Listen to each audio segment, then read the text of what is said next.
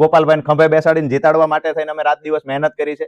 અરવિંદજીની જેટલા નજીક ગયા ત્યાંથી આ પ્રોબ્લેમનો પાયો ખોદાણો એવું કહી શકાય. એ ગોપાલભાઈ ઇટાલિયા રાજુ કરપડાને ડરપોક સાબિત કરવા માટે થઈને સતત મહેનત કરી. જ્યારે હરેશભાઈ સાવલિયા જેલમાંથી છૂટશે એ પણ ઘણું બધું કહેશે. જેને આપણે કાઠિયાવાડી ભાષામાં ટાટિયા ખેંચની વાત કરીએ તો મને એવું લાગ્યું મારે આ જગ્યા છોડી દેવી જોઈએ.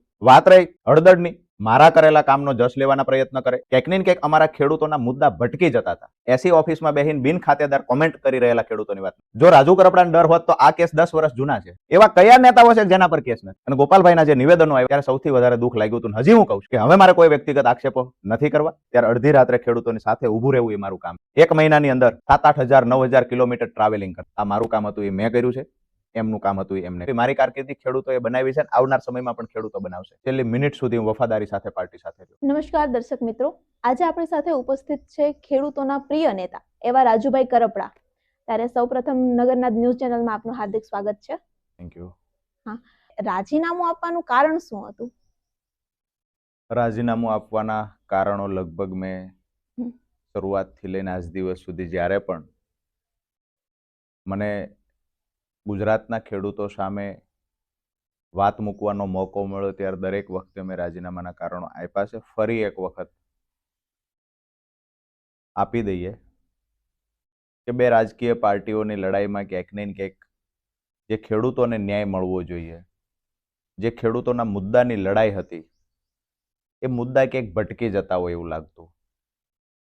બીજું એ હતું કે આમ આદમી પાર્ટીનો એક ટેગ મારા પર હતો, જેના કારણે હું જ્યારે સત્તાની સામે પહેલા બિનરાજકીય લડાઈઓ લડતા તો એમાં પરિણામ મળતું. આમ આદમી પાર્ટીનો ટેગ લાગ્યા પછી ક્યાંક ને ક્યાંક થોડી અડચણ ઊભી થતી. એનું કારણ એ હતું કે જો જશ મળશે, આમ આદમી પાર્ટી સ્વાભાવિક છે, હું એક પ્રદેશનો નેતા હતો. આમ આદમી પાર્ટી મારા કરેલા કામનો જશ લેવાના પ્રયત્ન કરે. સામે સત્તામાં રહેલી પાર્ટી આમ આદમી પાર્ટીને જશ ન મળે એના પ્રયત્ન કરે. હવે જશ ખાટવો અને જશ ન મળવો, આ બેની લડાઈમાં ક્યાંક ને ક્યાંક અમારા ખેડૂતોના મુદ્દા ભટકી જતા હતા.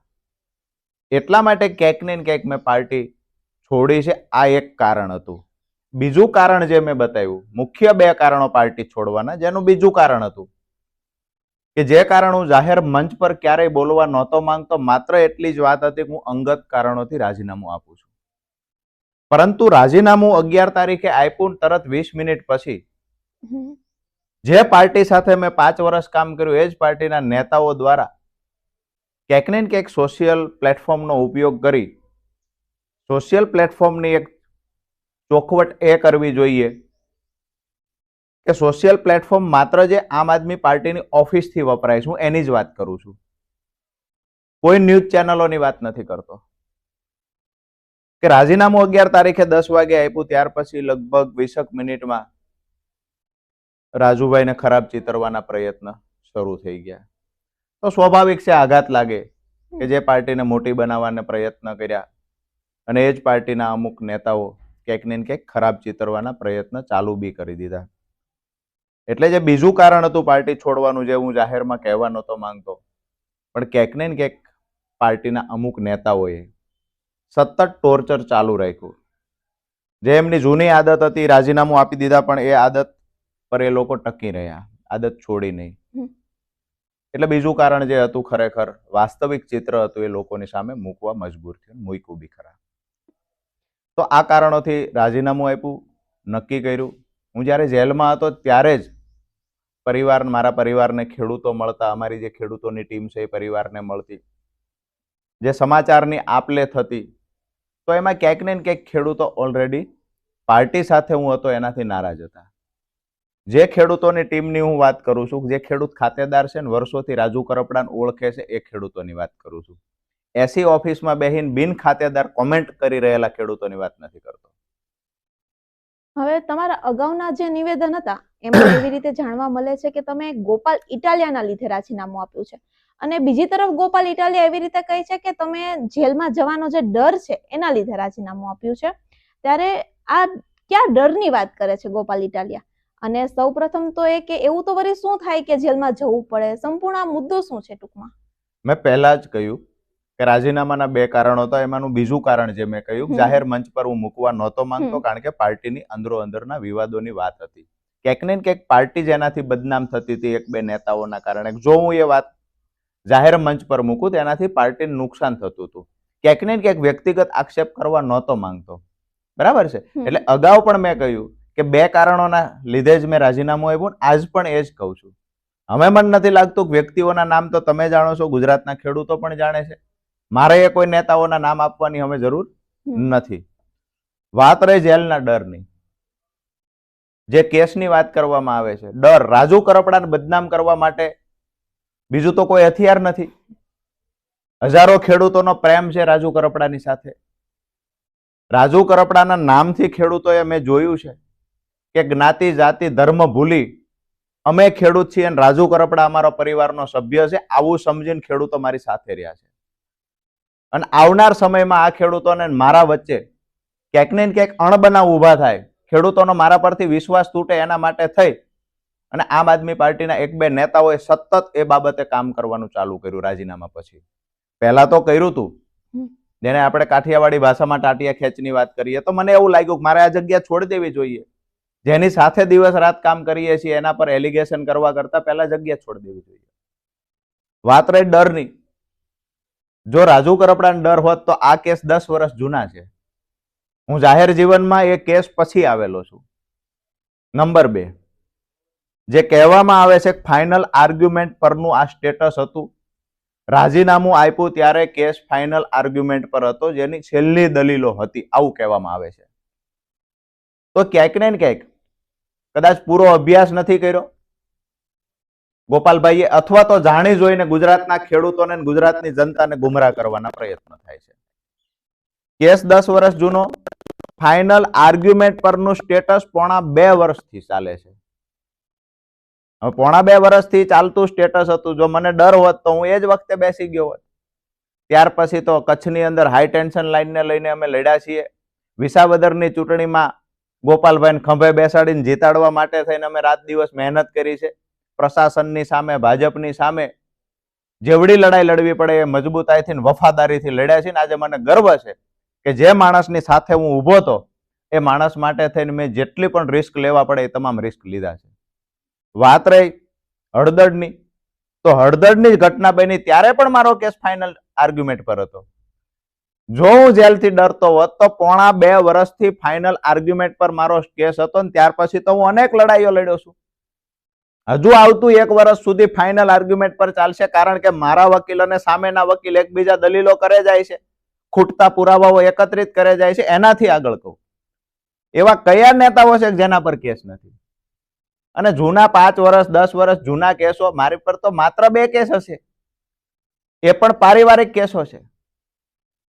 અમે ઈચ્છીએ ત્યારે પરિવારના ભાઈઓ છીએ, કુટુંબના છીએ, ઈચ્છીએ ત્યારે એમાં સાથે બેસી જવાના છીએ. એમાં કોઈ પોલિટિકલી પાર્ટીએ નિવેદનો કરવા પડે, સ્ટેટમેન્ટ આપવા પડે એવું મને નથી લાગતું, કારણ કે પરિવારના એક કુટુંબનો વિવાદ છે, કુટુંબના કેસ છે. એને આવડું મોટું રૂપ આપવાની કોઈ જરૂર નથી. પણ માત્ર રાજુ કરપડાને ડરપોક સાબિત કરવા માટે થઈ, જેને મેં ભાઈ ગણ્યા છે, જેને હું ખંભે બેસાડીને વિસાવદરની ચૂંટણી જીતાડવા માટે મહેનત કરી છે, એ ગોપાલભાઈ ઇટાલિયા રાજુ કરપડાને ડરપોક સાબિત કરવા માટે થઈને સતત મહેનત કરી. જેનું સૌથી વધારે મને દુઃખ, આમ આદમી પાર્ટી છોડી ત્યારે પણ હું દુઃખી હતો. અને ગોપાલભાઈના જે નિવેદનો આવ્યા, ગોપાલભાઈએ સોશિયલ મીડિયાની ટીમને જે આગ્રહ કર્યો કે રાજુ કરપડાને બદનામ કરતા પોસ્ટરો બનાવવાના ચાલુ કરી દો, ત્યારે સૌથી વધારે દુઃખ લાગ્યું હતું. હજી હું કહું છું કે હવે મારે કોઈ વ્યક્તિગત આક્ષેપો નથી કરવા, કારણ કે જ્યારે તમારા સંબંધો ખાટા થતા હોય છે ને, ત્યારે જ તમારી અંદર રહેલી ખાનદાનીની ખબર પડતી હોય છે. અને ક્યાંક ને ક્યાંક હું એ જ માણસને મેં જે તે સમયે ભાઈ સમજીને એની માટે કામ કર્યું. આમ આદમી પાર્ટીને મોટી બનાવવા દરેક ખેડૂતના ખેતર સુધી હું ગયો છું.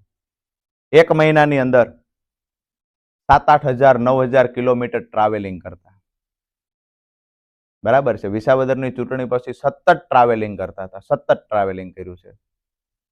તો હું એવું માનું છું, અમુક કાર્યક્રમો તો એવા હતા કે અહીંયા ગોંડલની બાજુના રામોદ હતો, સાંજે 5 વાગે લીમડી, 8 વાગે ટંકારા, 10 વાગે રામોદ, અને શેખ સાતલપુર હતો બીજા દિવસ સવારે. અને સાતલપુરના 5 જગ્યાએ અલગ અલગ કાર્યક્રમો કરીને જ્યારે પૂર આવ્યું હતું ત્યારે, અને સાંજે 8 વાગે પાછો મૂળી તાલુકાના સરામાં હતો. અમુક દિવસો તો એવા હતા કે 700-800 કિલોમીટરનું ટ્રાવેલિંગ એક દિવસમાં થઈ જતું. તો ક્યાંક ને ક્યાંક આટલી બધી મહેનત કર્યા પછી પણ એ પાર્ટી માટે મારે ખરાબ બોલવું, એ નેતાઓ માટે ખરાબ બોલવું એ મને યોગ્ય લાગતું નથી. પણ મેં જે અનુભવ્યું છે એ ભવિષ્યમાં બીજા કોઈ નેતા અનુભવે નહીં ને એટલી ભગવાનને પ્રાર્થના કરું છું. હવે વિસાવદરની આજે ચૂંટણી હતી, બરાબર, જેમાં ગોપાલ ઇટાલિયાની જીત માટે તમે ખડે પગે ઊભા હતા, અને આજે વિધાનસભાની ચૂંટણી છે, કોઈ બહુ વર્ષો જૂની વાત નથી. તો ત્યારે મુદ્દો એ આવે છે કે ગોપાલ ઇટાલિયાની જીત માટે જ્યારે તમે ખડે પગે ઊભા રહ્યા છો, તો અત્યારે તમારા સંબંધોના પાસા કેવી રીતે પલટાઈ ગયા? હું જ્યારે આખી ઘટના અડદડવાળી બની એની પહેલા પણ નાના મોટા જે થોડા અનુભવો થવા જોઈએ, તો એવો અનુભવો ક્યાંક ને ક્યાંક મને કડવા થયા.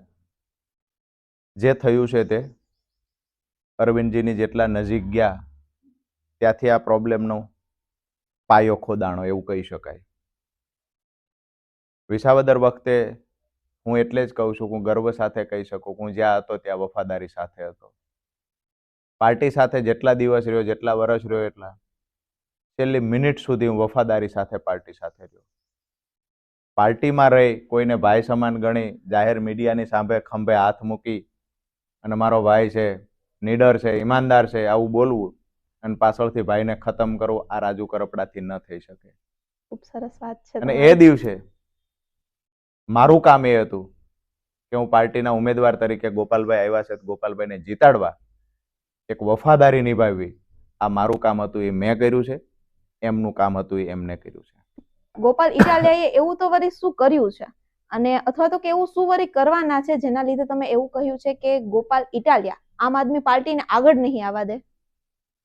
મેં ત્યારે ઘણા બધા ખુલાસાઓ કરી દીધા. મને એવું લાગે છે કે વારંવાર એક જ વ્યક્તિના નામથી ખુલાસાઓ કરવા યોગ્ય નથી. આવનાર સમયમાં જ્યારે હરેશભાઈ સાવલિયા જેલમાંથી છૂટશે એ પણ ઘણું બધું કહેશે, અને આવનાર સમયમાં આમ આદમી પાર્ટીના જે નેતાઓ ગોપાલભાઈના અને મનોજભાઈના કહેવાથી કાર્યક્રમો કરી અને કેસ વહોરીને જેલમાં જશે ને તમામ લોકોનો મારા જેવો અનુભવ થતો હશે. તમારું શું કહેવું છે કે આગામી જે વિધાનસભાની ચૂંટણી છે એમાં વિસાવદરમાંથી કાઠી સમાજને લઈને જે ગોપાલ ઇટાલિયાને મત મળે છે એ મળશે કે પછી નહીં? હું એવું માનું છું કે રાજુ કરપડા કોઈ કાઠી સમાજ પૂરતો સીમિત વ્યક્તિ નથી. મેં જાહેર મંચ પર કાયમ માટે કહ્યું છે કે મારો કોઈ સમાજ હોય તો એ ખેડૂત સમાજ છે.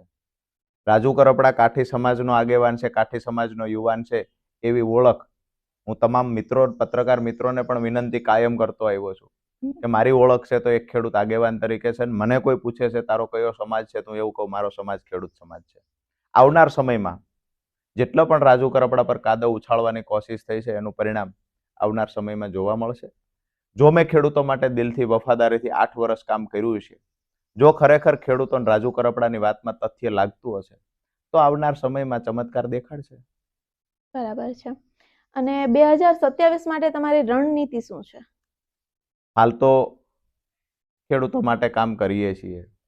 આવતી 23 તારીખ એટલે કે 2 દિવસ પછી મૂળી તાલુકાના ગઢાદમાં ખેડૂતોએ સ્વયંભૂ આયોજન ખેડૂત સભાનું કર્યું છે. તો એ ખેડૂત સભાનું પ્લાન છે. ત્યાર પછી બીજી એક મીટિંગ છે ખાટડી ગામમાં, થાનગઢમાં એક રેલીનું આયોજન છે. આ કાર્યક્રમો અમે તો પહેલા પણ ખેડૂતો માટે કરતા. રાજકીય રણનીતિ એ મારો વિષય જ નથી. મેં તમામ મારા જીવનના પાસાઓ ખેડૂતો સામે મૂકેલા છે. મારા જીવનમાં ક્યાં સફળ થવું, મારી કારકિર્દી કેવી રીતે બનાવી, મારી કારકિર્દી ખેડૂતોએ બનાવી છે, આવનાર સમયમાં પણ ખેડૂતો બનાવશે. માત્ર 2027ની વિધાનસભાની ચૂંટણીને લઈ અને રાજુ કરપડા જાહેર જીવનમાં આવ્યો છે એવું તો છે નહીં. હું તો 2018થી પણ જાહેર જીવનમાં હતો. જો મારે એક જ વિધાનસભામાંથી ચૂંટણી લડવાની હોત તો હું વાંઢિયા ગામે હાઈ ટેન્શન લાઈનના પ્રશ્નને લઈને ન ગયો હોય. 2017-18માં જ્યારે લાકડિયાથી બરોડા હાઈ ટેન્શન લાઈનનો પ્રશ્ન હતો તે દિવસે અમે લડતા હતા. દ્વારિકામાં જરૂર પડી ત્યાં બી ગયા છીએ. મારા માટે મારો ખેડૂત છે એ સર્વે સર્વા છે. અને જ્યારે પણ ખેડૂતની હાકલ થાય કે રાજુભાઈ અમારે તમારી જરૂર છે, ત્યારે અડધી રાત્રે ખેડૂતોની સાથે ઊભું રહેવું એ મારું કામ છે. 27ની રણનીતિ તો ખેડૂતો નક્કી કરશે, આગળ ઉપર શું કરવાનું છે, અને મારે ક્યાં જોડાવું ક્યાં ન જોડાવું કે પછી બિન રાજકીય રીતે લડવું એ પણ ખેડૂતો નક્કી કરશે. મેં મારા જીવનની સફર કે મારી કારકિર્દીની વાત કરો, મારી કારકિર્દી ખેડૂતોના ખોળામાં મૂકેલી છે. ખેડૂતો ધારશે એ રીતે એને ડિઝાઇન કરશે, એને કોતરી અને જે બનાવવા ઈચ્છતા હશે એ ખેડૂતો બનાવશે. ખૂબ ખૂબ આભાર નગરનાથ ન્યૂઝ સાથે જોડાવા માટે. Thank you.